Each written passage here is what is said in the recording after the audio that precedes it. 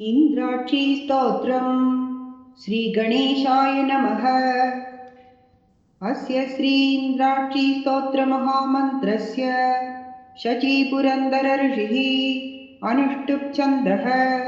इन्द्राक्षी दुर्गा देवता लक्ष्मीर्बीजं भुवनेश्वरीति शक्तिः भवानीति कीलकम्। इन्द्राक्षी प्रसादसिद्ध्यर्थे जपे विनियोगः। ॐ इन्द्राक्षीत्यङ्कुष्ठाभ्यां नमः। ॐ महालक्ष्मीदितर्जनीभ्यां नमः। ॐ माहेश्वरीदिमध्यमाभ्यां नमः। ॐ अम्बुजाक्षीत्यनामिकाभ्यां नमः। ॐ कात्यायनीदिकनिष्ठिकाभ्यां नमः। ॐ कौमारीदिकरदलकरपृष्ठाभ्यां नमः। ॐ इन्द्राक्षीदिहृदयाय नमः। ॐ महालक्ष्मीदिशिरसि स्वाहा। ॐ माहेश्वरीदिशिखायै वषड्। ॐ अम्बुजाक्षीदिकवचाय हुम्। ॐ कात्यायनीदिनेत्रत्रयाय वौषड्। ॐ कौमारीदि अस्त्राय फट्। ॐ भूर्भुवस्वरोमिति दिग्बन्तः। ध्यानम् नेत्राणां दशभिष्यदै परिवृताम् अत्युग्रचर्माम्बरा हेमाभा महदीं विलम्बितशिखाम् आमुक्तकेशान्विताम् घण्टामण्डितपादपद्मयुगळाम् नागेन्द्रकुम्भस्तनीम् इन्द्राक्षीं परिचिन्तयामि मनसा कल्पोक्तसिद्धिप्रदा। इन्द्राक्षीं द्विभुजां देवीं पीतवस्त्रद्वयान्वितां वामहस्ते वज्रधरां दक्षिणेन वरप्रदाम् इन्द्राक्षीं सहस्रयुवतीं नानालङ्कारभूषितां प्रसन्नवदनाम्भोजाम् अप्सरोगणसेवितां द्विभुजां सौम्यवदनां पाशाङ्कुशधरां परां त्रैलोक्यमोहिनीं देवी इन्द्राक्षी नाम कीर्तिता। पीताम्बरां वज्रधरैकहस्तां नानाविधालङ्करणां प्रसन्नां त्वामप्सरस्येविदपादपद्मां इन्द्राक्षी वन्दे शिवधर्मपत्नीम्। इन्द्रादिभिः सुरैर्वन्द्यां वन्दे शङ्करवल्लभा। एवं ध्यात्वा महादेवी जपेत् सर्वार्थसिद्धये। लं पृथिव्यात्मने गन्धं समर्पयामि। हम् आकाशात्मने पुष्पैः पूजयामि। यं वायुवात्मने धूपम् आग्रापयामि। रम् अग्न्यात्मने दीपं दर्शयामि। वम् अमृतात्मने अमृतं महानैवेद्यं निवेदयामि। सं सर्वात्मने सर्वोपचारपूजां समर्पयामि। वज्रिणी पूर्वदः पादु चाग्नेयां परमेश्वरी दण्डिनी दक्षिणे पादु नैऋत्यां पादु खड्गिनी पश्चिमे पाशधारी च ध्वजस्था वायुदिङ्मुखे कौमोदगी तदोदीच्यां पात्वैशान्यां महेश्वरी ऊर्ध्वदेशे पद्मिनी माम् अधस्तात् पादु वैष्णवी। एवं दशदिशो रक्षे सर्वदा भुवनेश्वरी।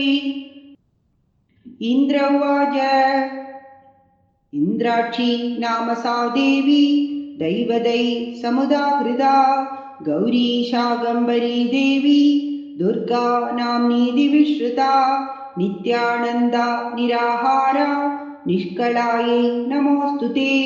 कात्यायनी महादेवी चन्द्रगण्डा महातपाः सावित्री सा च गायत्री ब्रह्माणी ब्रह्मवादिनी नारायणी भद्रकाली रुद्राणी कृष्णपिङ्गला अग्निज्वाला रौद्रमुखी कालरात्रि तपस्विनी मेघस्वना सहस्राक्षी विकटाङ्गी जडोदरी महोदरी मुक्तकेशी घोररूपा महाबला अजिता भद्रदानन्ता रोगहर्त्री शिवप्रदा शिवदूती कराली च प्रत्यक्ष परमेश्वरी इन्द्राणी इन्द्ररूपा च इन्द्रशक्तिपरायणा सदा सम्मोहिनी देवी सुन्दरी भुवनेश्वरी एकाक्षरी परब्रह्म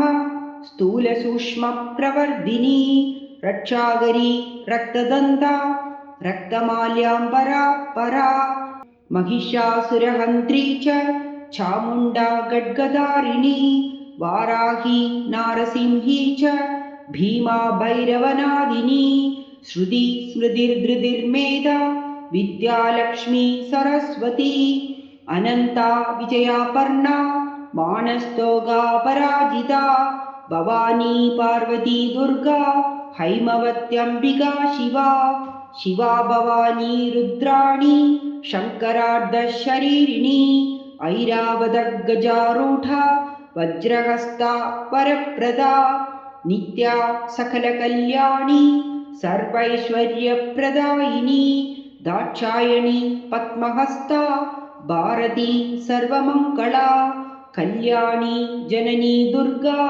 सर्वदुर्गविनाशिनी इन्द्राक्षी सर्वभूतेशी सर्वरूपा मनोन्मनी महिषमस्तकनृत्यविनोदन स्फुटरणन्मणिनूपुरपादुका जननरक्षणमोक्षविदायिनी जयदुशुम्भनिशुम्भनिषूदिनी सर्वमङ्गलमाङ्गल्ये शिवे सर्वार्थसाधिके शरण्ये त्र्यम्बके देवी नारायणी नमोऽस्तुते। ॐ ह्रीं श्रीं इन्द्राक्ष्यै नमः। ॐ नमो भगवती इन्द्राक्षी सर्वजनसम्मोहिनी कालरात्रि नारसिंही सर्वशत्रुसंहारिणी अनले अभये अजिते अपराजिते महासिंहवाहिनी महिषासुरमर्दिनी हन हन मर्दय मर्दय मारय मारय शोषय शोषय दाहय दाहय महाग्रहान् संहर संहर यक्षग्रह राक्षसग्रह स्कन्दग्रह विनायकग्रह बालग्रह कुमारग्रह भूतग्रह प्रेतग्रह पिशाचग्रहादीन् मर्दय मर्दय भूतज्वर प्रेतज्वर पिशाचज्वरान् संहर संहर धूमभूतान् संत्रावय संत्रावय शिरशूल कडिशूलाङ्गशूल पार्श्वशूल पाण्डुरोगादीन् संहर संहर यरलव शशसः सर्वग्रहान् तापय तापय संहर संहर छेदय छेदय ह्रां ह्रीं ह्रूं फट् स्वाहा। गुह्याद्गुह्य गोप्त्रीत्वं गृहाणास्मत्कृतं जपं सिद्धिर्भवतु मे देवी त्वत्प्रसादान्मयि स्थिरा। नारायण उवाच